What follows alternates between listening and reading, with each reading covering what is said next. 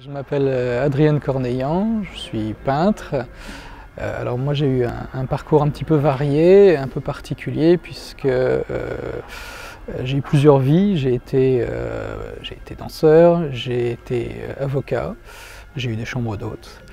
Et aujourd'hui je suis peintre et donc aujourd'hui je me consacre exclusivement à la peinture. Alors j'ai toujours peint et mon travail a toujours été axé sur la nature sauvage, sans trace humaine. J'étais au départ peintre animalier, j'ai toujours été fasciné par la beauté et la puissance de la nature. Et puis comme tout le monde, je pense que j'ai été très impacté par l'évolution de la nature, l'évolution de la Terre, les problèmes écologiques qu'on connaît. Et en fait, en 2018, mon travail a assez fondamentalement changé, puisqu'avant j'étais sur de la couleur, j'étais sur beaucoup d'aquarelles, je travaillais sur donc des paysages et des animaux, et sur un travail qui consistait à magnifier la nature. Et puis soudainement, je suis passé au noir et blanc, sur des formats plus grands. Et avec les noirs et blancs sont venues des thématiques nouvelles, qui sont en réalité toujours la même, c'est toujours le rapport de l'homme à son environnement, si ce n'est que aujourd'hui nous sommes en négatif, alors qu'avant on était en positif. Autrefois je magnifiais la nature et aujourd'hui je montre ce qu'est aujourd'hui le monde ou ce qui pourrait devenir, puisqu'on ne sait jamais si on est dans le présent, dans le futur, dans le passé.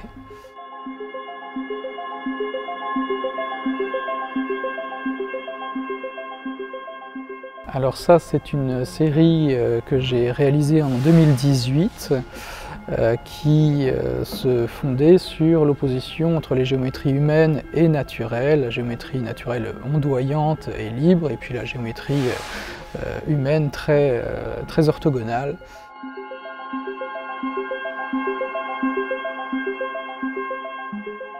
À l'époque, j'avais une certaine fascination pour les pylônes. Les pylônes, c'est un élément un marqueur de nos territoires, sont des totems qui sont absolument omniprésents à tel point qu'on ne remarque plus du tout qu'ils y sont, avec une très grande variété. Donc ça, pour un peintre, c'est assez amusant parce que justement, il y a plein de points de vue possibles, il y a une multitude de variétés, et c'est quelque chose en fait de très simple, très archaïque, très géométrique, donc assez plaisant esthétiquement, et en même temps, cette simplicité qui n'a très peu évolué, transporte un élément fondateur de notre société qui est l'électricité, puisque ça fait partie c'est un des socles qui constitue et qui base aujourd'hui notre civilisation, c'est l'électricité.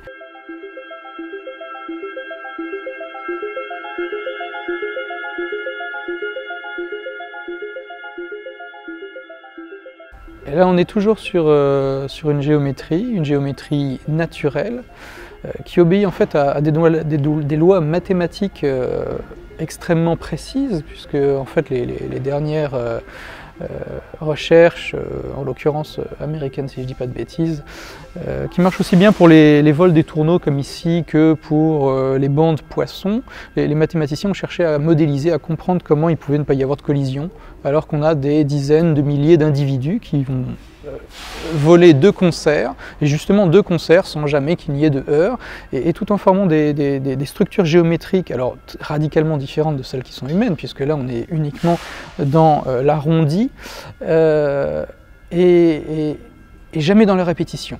Alors il y a deux liens, il y a un lien d'opposition par plaisir esthétique, bien sûr, la ligne droite, la courbe, et puis il y a autre chose qui m'intéressait aussi dans cette série, c'est que j'ai supprimé toute référence au sol. On n'a que le ciel comme référence, et en réalité la place des oiseaux dans le ciel est incontestable, il n'y a aucun problème, mais aujourd'hui, c'est vrai que vous vous promenez dans la nature, vous regardez autour de vous, vous levez simplement les yeux et vous avez de fortes chances d'avoir des lignes haute tension au-dessus de vos têtes ou de voir justement ces totems de métal. Et c'est assez intéressant parce que le ciel est ce qui devrait rester intouché par l'homme, c'est l'éternel, c'est une dimension supérieure. En réalité, le ciel est marqué géométriquement par la présence humaine.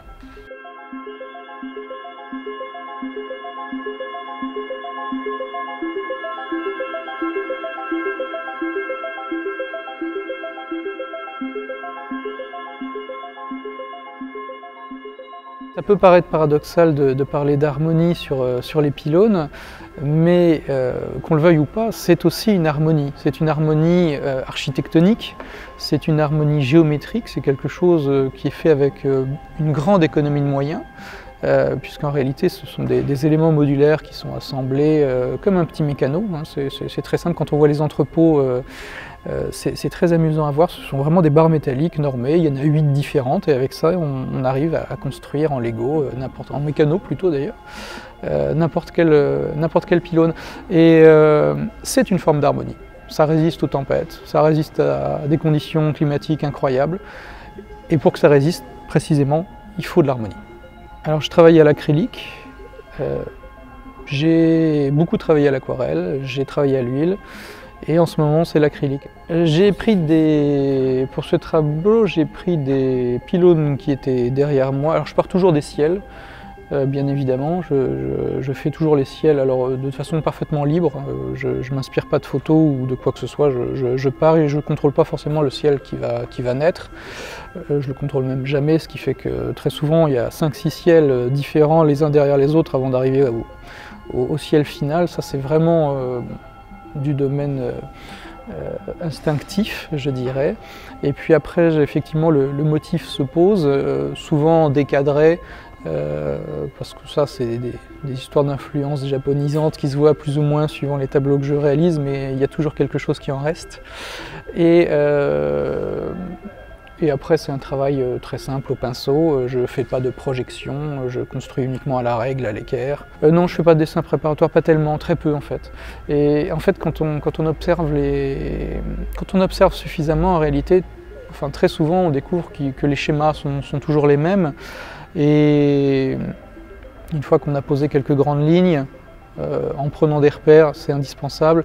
Après, on peut tirer assez facilement en réalité et on peut construire sans même avoir de références visuelles parce que justement c'est tellement rationalisé, c'est tellement construit, il n'y a pas de place à l'improvisation, en tout cas sur ces pylônes-là.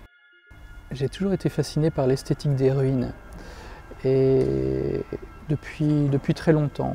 Alors c'est quelque chose qui est assez passionnant, parce que c'est d'abord une question de sensation, la ruine. C'est toujours une projection. On regarde une ruine et c'est ce qu'on va ressentir, c'est ce qu'on va projeter par rapport à ce qu'on voit. Alors, on part bien sûr de la ruine classique, on a les Vernets, on a Hubert Robert, on a le Grand Tour en Italie du 19e. Tout ça, c'est l'esthétique de la ruine classique. Et j'ai eu envie de transposer cette esthétique de la ruine à un objet qui est parfaitement d'actualité, qui est la ruine industrielle. Alors ces ruines industrielles, elles sont intéressantes parce qu'elles nous renvoient autant vers notre passé que vers notre présent ou notre futur. Et dans ces toiles, justement, j'ai supprimé tout référentiel temporel, on ne sait pas à quel moment on est.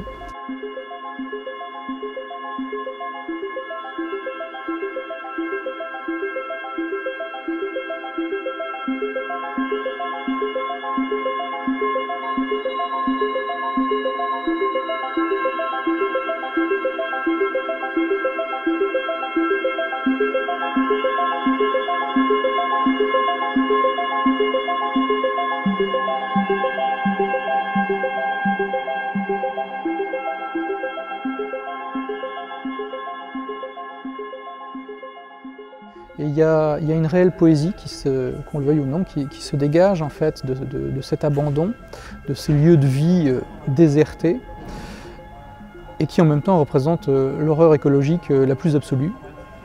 Il n'y a pas à se poser la question de savoir si ça a été plus ou moins terrible, c'est forcément quelque chose qui a été terrible au niveau des équilibres. Qu'on le veuille ou non, ce sont des installations qui symbolisent l'impact de l'homme sur son environnement, qui symbolisent une dégradation de cet environnement et la catastrophe écologique dont on est chaque jour le témoin et dont on entend chaque jour les échos à la radio, dans la presse, à la télévision.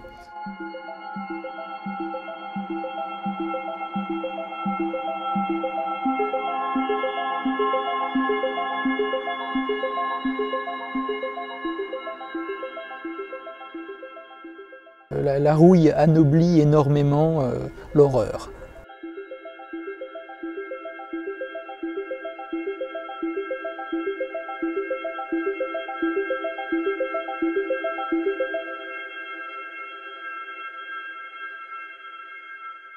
Ce sont des sites qui ont vécu pendant 10, 20, 30, 40, 50 ans. Ce ne sont pas des sites qui ont été faits pour de très brèves périodes. Et donc, les marques du temps, par ces rajouts successifs, par ces améliorations des sites, par ces modifications justement, sont là aussi. On voit l'évolution, l'histoire de ces sites.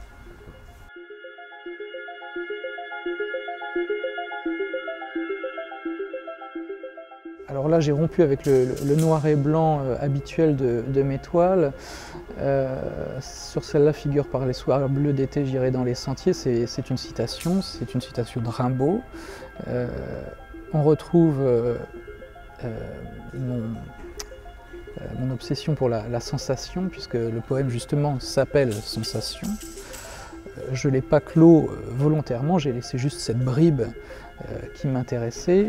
La suite, on la connaît plus ou moins. Par les soirs bleus d'été, j'irai dans les sentiers, fouler l'herbe menue, j'en sentirai la fraîcheur à mes pieds. Je ne parlerai pas, je ne dirai rien, et j'irai par la nature, comme avec une femme.